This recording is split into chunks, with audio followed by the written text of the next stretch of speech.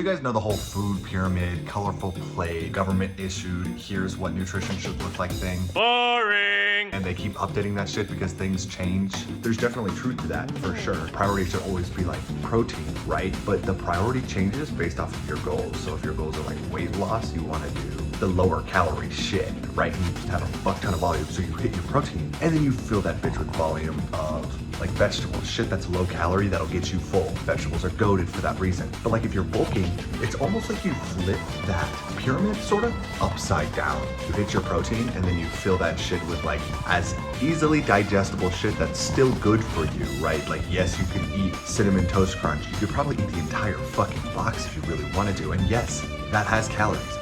No, the fuck, it's not good calories. It's doing nothing for you. You'll get fat. My disappointment is immeasurable, and my day is ruined. You don't want to get fat. Getting fat sucks. You switch it to where like you're hitting the amount of protein you need, and then it's like bucket fats and carbs. You just blow that shit up. Do you realize eggs are eggs are goated for both bulking and cutting because it's a really easy source of healthy fats, but I'm pretty sure you can consume the fuck out of them in anything. Put like 2 or 3 of them in anything you eat, and it's just like barely any volume and a fuck ton of calories if you do it right. I wish I could say the same for Greek yogurt, dude. That shit is easy as fuck to consume, but it's mad low on calories, so. Since I'm working a double today, I decided to make this last night, right? I only have 1 container, so I'm doing half and half. This is typically my breakfast. It's like a turkey, cauliflower, egg thing. This is my pre-workout meal, which is like a lot more carbs. Fuck yeah. So I kind of fucked myself because I literally, working this double made it to where I didn't have enough time to edit and post my video for today. So I have to edit and post my video for today and also record my video for tomorrow. And the cooks didn't let me use the fucking microwave today, so now I have to eat my food cold, damn it. New face filters on Instagram today. This is my favorite one so far. Nice job, team. 1 cold turkey bowl later, and we're here on on hamstring focused leg day. How fun. I'm actually super hyped to be here, genuinely. I kind of think of work as like an extra source of calorie burn because my ass is not allowed to sit down, so I'm constantly moving, especially if I'm busy, dude. I'm fucking speed walking everywhere, bro. But that's fine. Honestly, that's preferred because that's an extra 7.5 hours of cardio.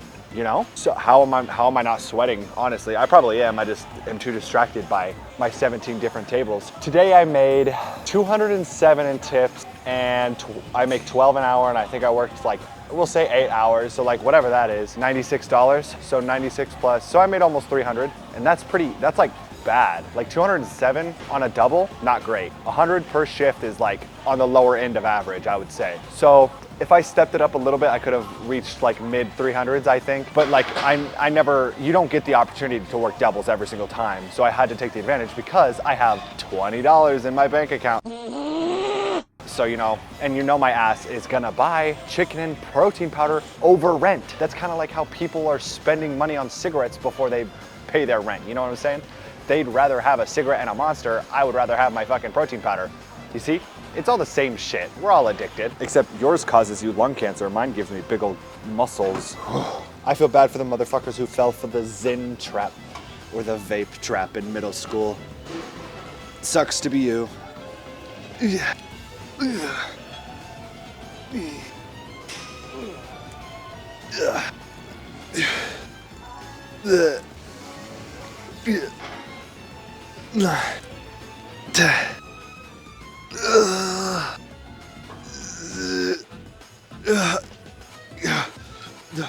You know what I think actually, I'm gonna get close up for this conversation. Oh yeah, we're getting serious. I think this cut is exponentially easier than the last one because the last one I was kind of going into it relatively blind. I've cut before the last one. I've cut 3 times now, including this one. The one before was like the one I've taken the farthest, and the first one was just that was my first cut ever, so it was just new experiences all around. The second one, I kind of had a grasp of what I was doing. That shit was hard. That shit was fucking tough, super tough. I was all moody and shit because I was perma-hungry because I wasn't eating right. I was eating low calories and I was eating good shit, but I was just doing it wrong, you know? So this time I feel a lot better. Plus the refuel days are definitely a great idea. The refuel days I think is what is saving my sanity when it comes to wanting other things. I don't have a desire to like eat Krispy Kreme and Chick-fil-A. Like, yes, that sounds good. Obviously, it sounds good to everybody. But what would be best in my head right now would be an extra 500 calories of one of my meals, just another meal. But I'm fine, I feel fine, and I'm doing okay. Like, I'll get hungry, yeah. But because I space my meals properly and I'm not going on this huge stretch of not eating, I'm not gonna relapse into some sort of huge binge like I did last time, where I would not eat before, during, or after work at all, or like the gym. So I'd just be on this big ass midday fast, and I'd be hungry as fuck. So I would eat this massive amount of food, and because I'm a black hole, because I'm cutting, I just can continue to consume constantly. And that's really bad. That's really bad because then you just don't give a fuck and your brain turns off and you just like, all right, eat, eat, eat, eat. We don't want that. We want to avoid that. The way to avoid that is to not stretch the hunger. That it might help you if you're more of like a 2 big meals a day type of person. I'm a 5 little meals a day type of person, because then I get to space it, you know, and look, I have something to look forward to. Guys, in 2 days, Monday, so like a day and a half, well, like a day, honestly, it's basically already Sunday. In a day will be week 10 of 15 of the cut. And obviously I'm not doing like a 12-week or 15-week thing. I'm more going for like a look at like a body fat percentage over instead of a time duration. And even so, I feel like I'm gonna maintain that look for a little bit. We'll see. I always say that, but then I jump immediately in the bulk. Like I said, I'm doing it right this time. Anyways, it might be time to like start implementing a carb cycle this time. I think I jumped the gun a little bit. I tried to do that, I think 5 weeks ago, which was practically, 1 month in is practically the start of the cut. But I might have to start implementing that, even though I'm just getting comfortable with my new meal plan. But obviously comfortability is not ideal, apparently. So, man, a carb cycle would be so difficult.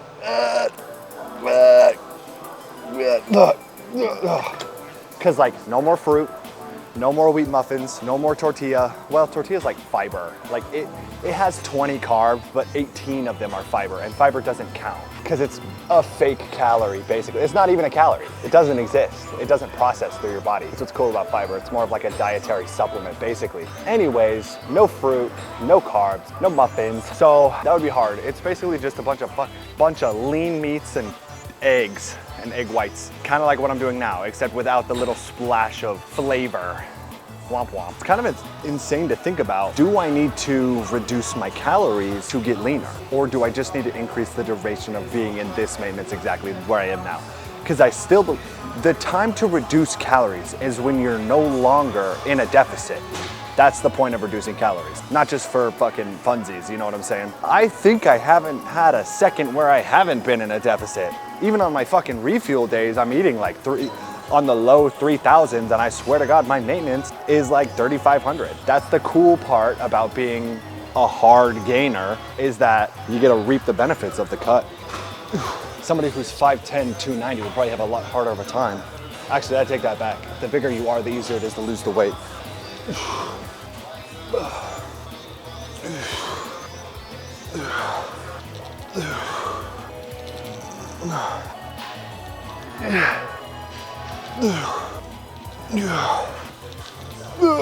Nope. What's also difficult is I'm in a completely new gym with completely different lighting and like just a different setting, right? With my old gym, it was actually hacks. I was hacking, genuinely. The lighting was so good that it just made me look bigger and leaner and more vascular and all that shit. Here, it's kind of normal, right? I don't think it's bad. I don't think the lighting here is bad, but it's not Achieve Fitness lighting. So even in the fucking posing room, although that might just be a user error because I'm kind of stupid and I don't know how to work lights, but you get what I'm saying. Like all the mirrors when you're lifting are super close, so it's really easy to get detailed vascular shots of yourself with your eyeballs or your camera. Here, that doesn't really exist. There's like one mirror and terrible lighting by the mirror, you know? I mean, shit, look at me. I could low-key just be coping, but I feel like I am a lot leaner than what I'm seeing, you know? Who knows? Who knows? Like, yeah, I got a vein, but like you could barely see it, you know? So hopefully in like a week or two, I'll be very, very noticeably lean to where it doesn't even matter what kind of lighting I have, right? I have an 8-pack, I think. I still don't fucking see it. It's somewhere, damn it. I can kind of see it. There's the swoop out here that's slowly coming in over time. I think. Who knows? So I had a table today in my morning shift and it was pretty dead for most of the day. For a Saturday, it was absolutely dead. But I had like 3 tables at the time, and then here comes 12 people, 12 grown-ass adult men. And I'm like, oh, cool, okay. Usually, you know, men who are hanging out together, that's good money right there most of the time. One of them had a one-piece hoodie, and I was like, dude, yo, nice ass hoodie, bro. Trying to relate because I also watch One Piece, and I was like, dude, I'm on the Punk Hazard arc, and he's like, oh, you're at the start, and I'm like, what do you mean? I'm episode 609. What do you mean I'm at the start? How many animes have 609 plus fucking episodes, and that's considered the start? Anyways, that dude liked me. The other 11 did not. They did not like me. So much so that they did not leave me any money. People think that if the food is bad, the server's bad, apparently, because their food was not great, nor did it come out correct at all. Like, some shit was just missing. Welcome to being a server. So that 12 top consumed all of my mental energy and time. I'm not talented or skilled enough to execute my server skills towards other tables when I have that big of a table. Because like, it's 12 drinks, and some of them got 2 drinks. Some of them got 3 drinks. They got 2 drinks and an alcoholic drink. Shit like that. A lot of shakes that you have to bring. I'm not here to bitch about being a server and all that shit, but I'm just saying, welcome to being a server. The dude who I was like, yo, nice one-piece hoodie, left me like 14 bucks, which on his check, because they were all 12 of them were separate, of course. He left me 14, and I think the rest collectively left me maybe like 5. So, you know, 19 bucks, wow. But it was like, that table probably costed me the 3% of the total check was probably around there anyway, so I broke even. And then lost money elsewhere because they didn't seat me and all that shit and all the other complicated bullshit that it comes with being a server. You can make mad good money if you're good at your job, but it doesn't matter how good you are at your job if the other staff isn't. So since the cooks fucked my shit up, they blamed me and I didn't get money. That's how it is. Dude, I'm not gonna blame the cooks, dude. Sometimes being a cook fucking sucks. I mess shit up all the time and they have to deal with that. I'm just saying, bro. Being a server blows. I'd much rather be an online personal coach. Buy my course now, $7,000 a month. It's $297 a month. Motherfuckers can really sell anything, can't they? It's a fucking whatever the hell that's called, but it moves on its own and it's supposed to help old people mobility? What? If I make some bullshit and put it on TV, will it also sell? What if I put myself on TV? Will I sell? Holy shit. So I was avoiding this lift for a long time because it's very similar to any hamstring curl movement. But then I was thinking, I double down on shit all the time. Like when I'm doing my back days, I have 2 lower back movements, so what's the issue, right? And I did my first set, but my dumbass did 44 reps. What the hell am I doing 44 reps? 22 on each leg? That's ridiculous. Ugh, so I doubled the weight. I'm hoping that the camera angle is like semi-decent here. If it shows my hamstring flex, that'd be really cool. This might be too heavy. Nah, it's fine.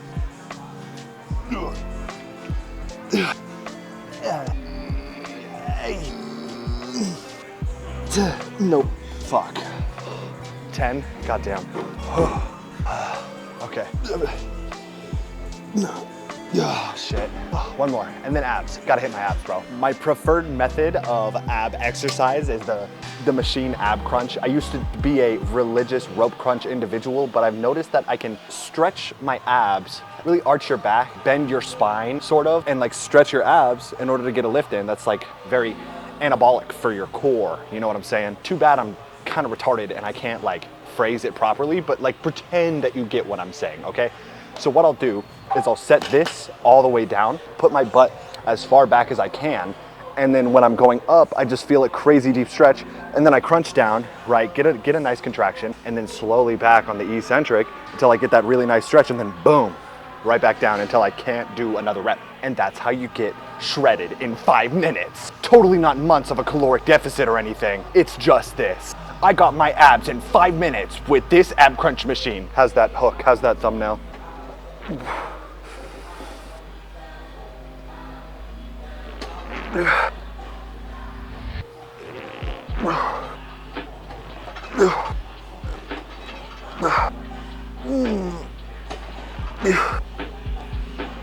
I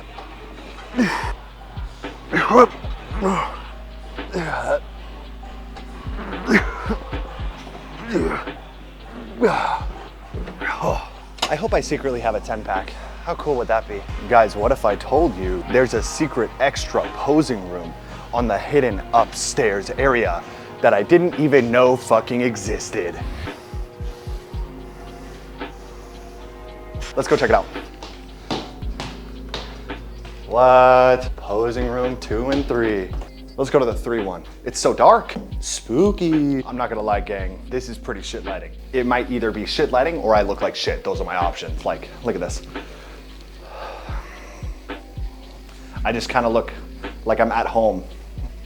Like there's no really significant separation or anything. But there is one angle right up here, right there. Oh, I have to like way raise this. This right here is the only relatively decent angle, and it's supposed to be for like your back, I think, but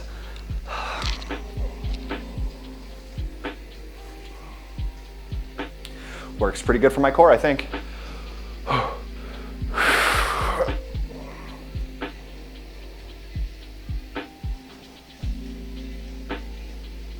Let's take off my shirt.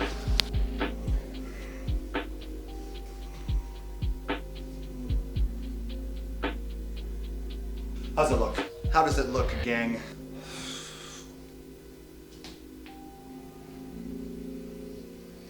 I just need a thumbnail shot, damn it. Do my quads look decent? Ugh, my quads look even worse.